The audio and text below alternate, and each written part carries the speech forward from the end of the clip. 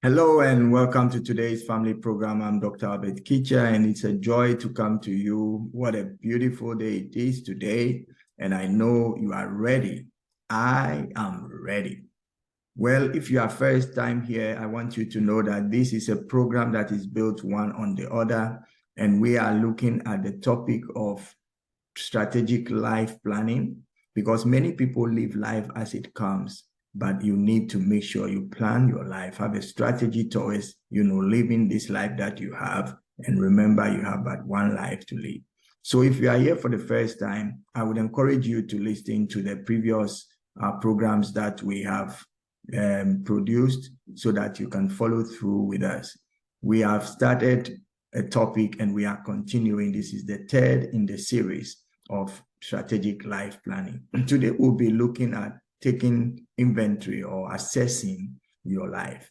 There are very important questions that each and every one of us need to ask ourselves if we really are interested in making sure that our life positively turns out, and also we don't become, like a minus in life, but will become an addition, multiplication, and a valuable person on the planet.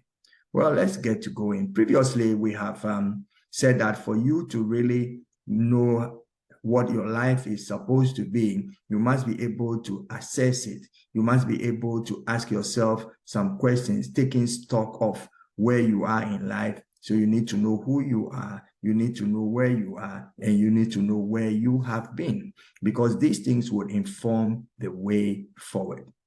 Today we're continuing and we are going to do what I call self-assessment. Self-assessment or overview is about you trying to know where you are currently in your life. These are thought-provoking questions, but they would help you to actually make sure that your life is in order and nothing comes as a surprise. We all need to take inventory. We all need to take stock. We all need to look again at where we are in order to know where to go on. It is very, very important for us all to really, really, really take time and deal with these issues. So I have a question for you.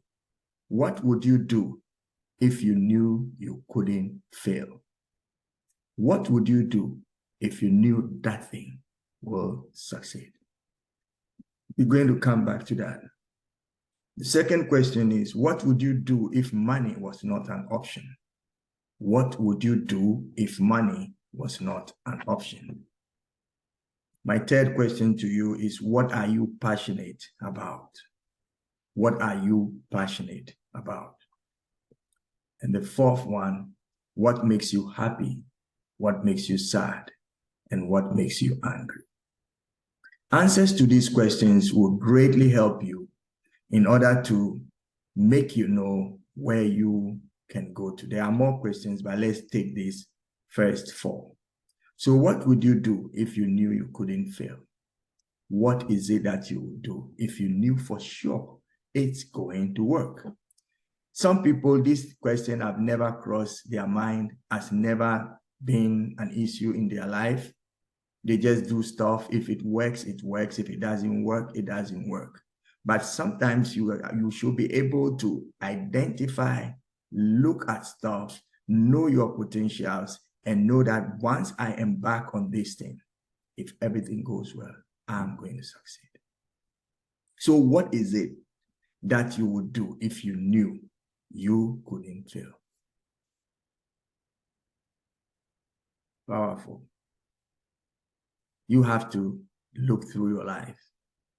The things that you would do if you knew you couldn't fail will be stuff that you have information about, you have knowledge, you have resources, and you know it's doable.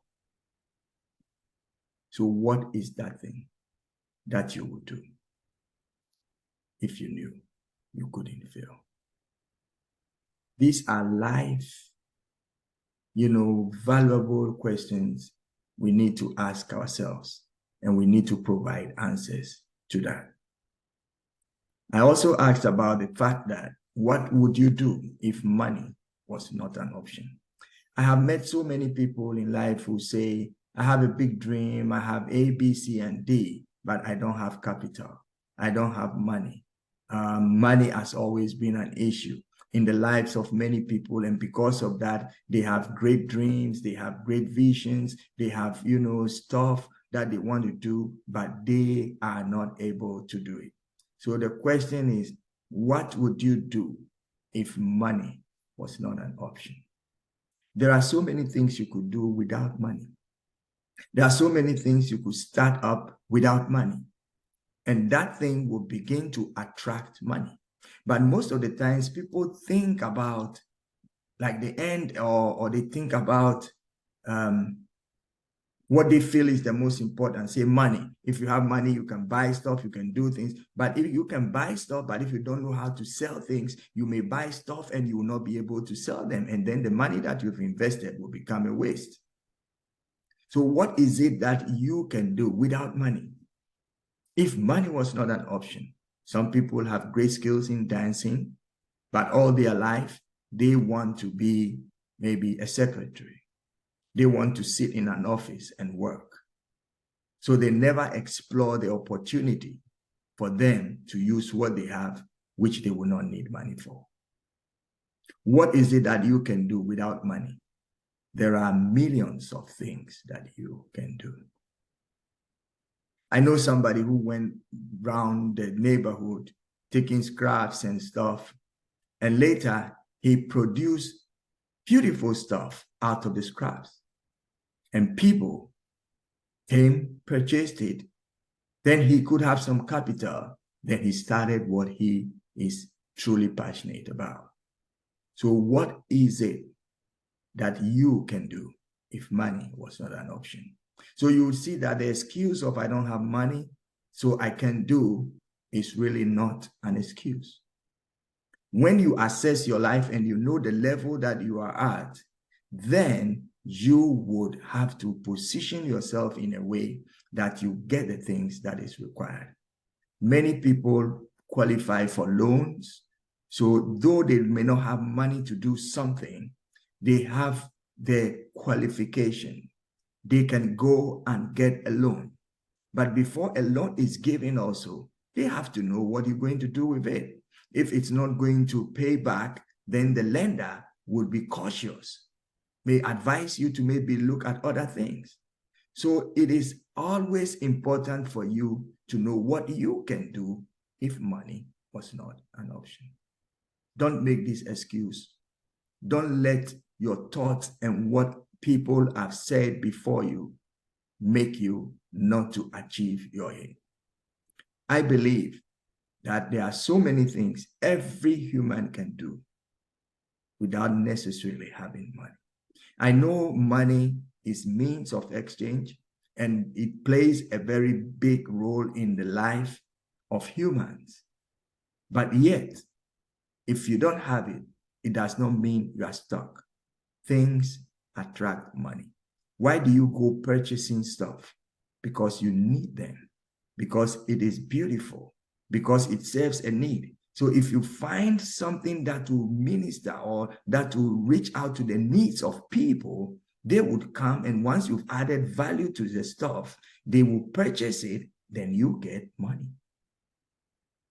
So don't let the absence of money stop you from moving.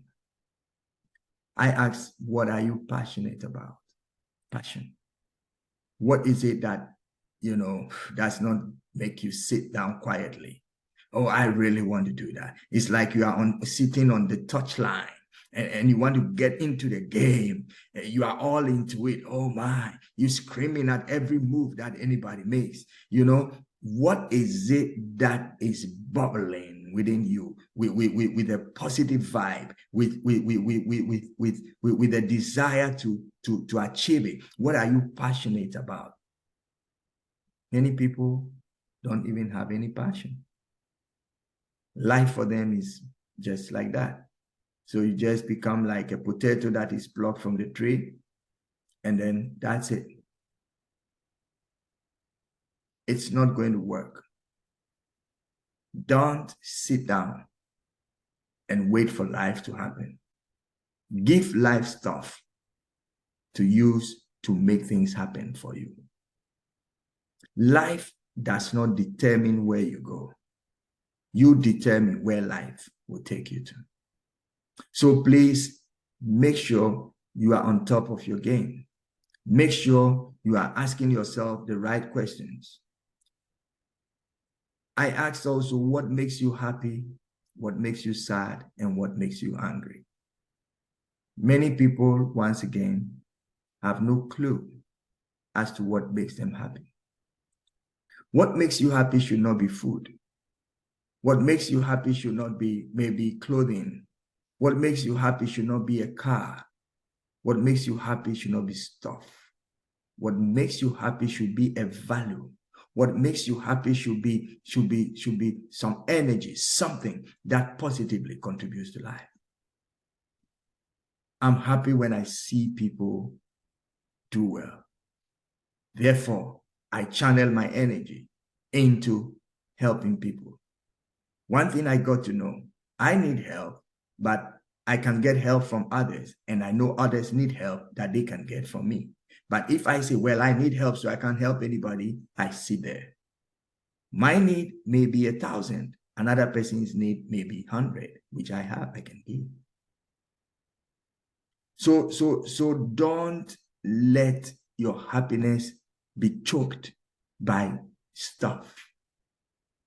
If food is what makes you happy, you are in a very bad shape.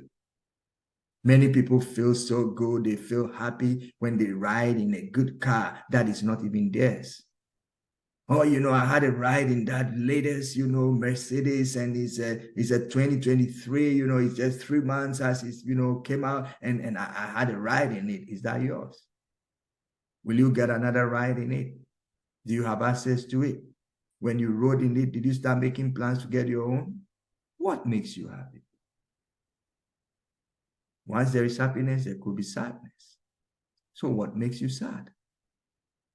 What is it that when it happens or it comes along your path, it takes away all the excitement, it takes away all the joy, it takes away all the enthusiasm? What is it that makes you sad? You need to know.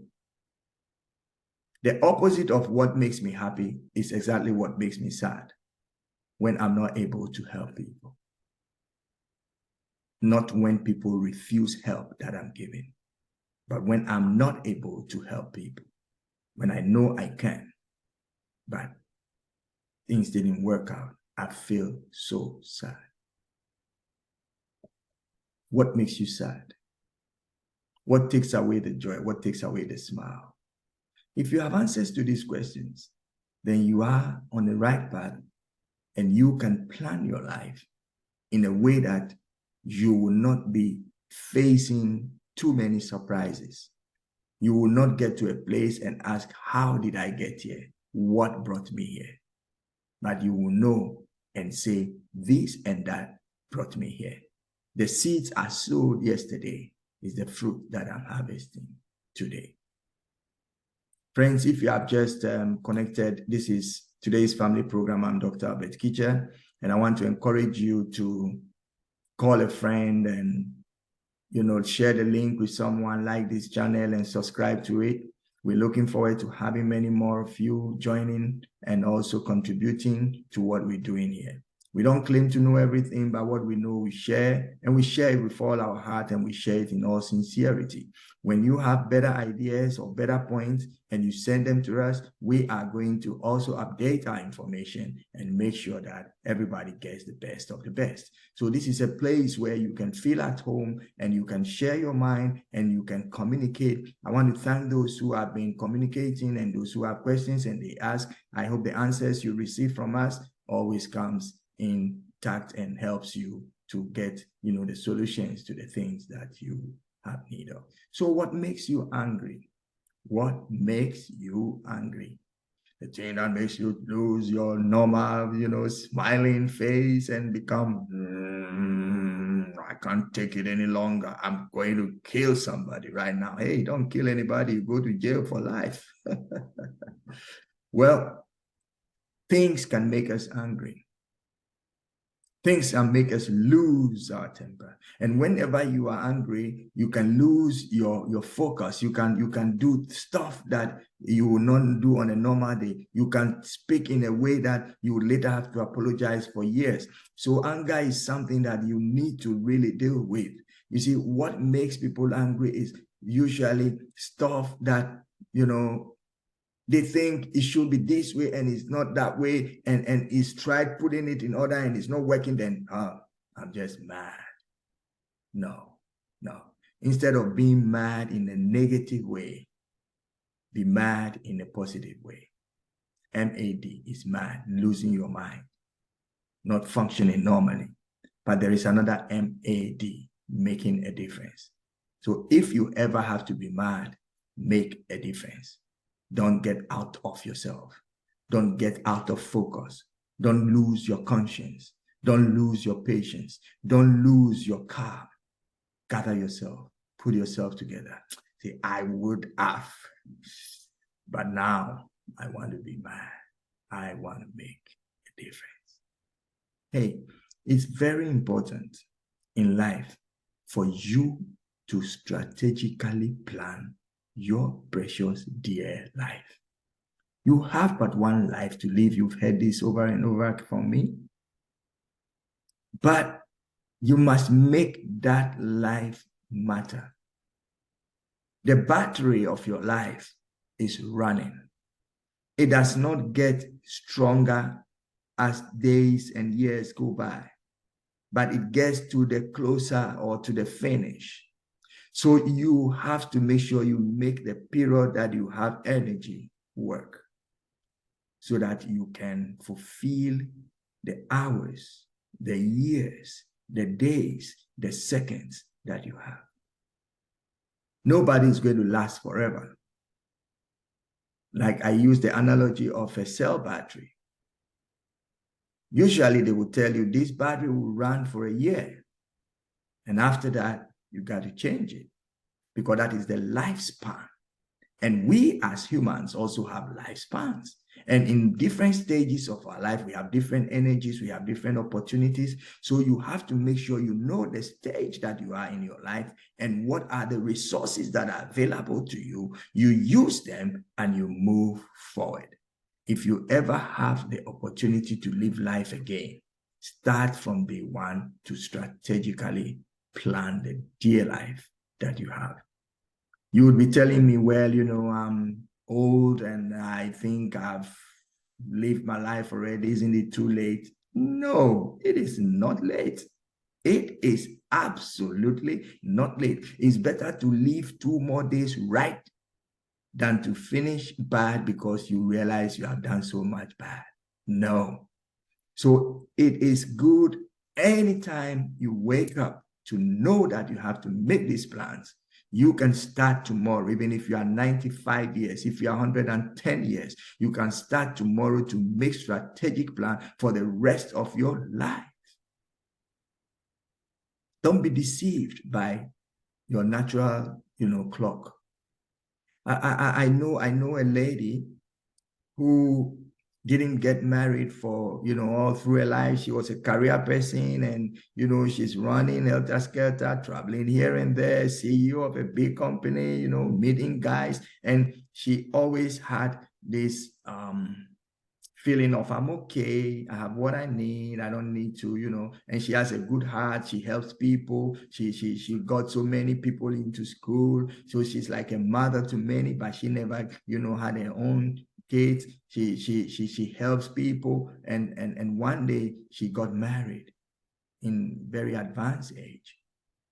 But as she got married, the joy of marriage, all of a sudden, it wasn't a problem then, but when she got married, I don't even know exactly what happened, but she became, like a fresh flower. She was glowing. She was glowing. She was shining. She became younger. Even the dressing changed, the work changed, the way she talks changed, everything about her changed. Why? Because there is new energy that has come in.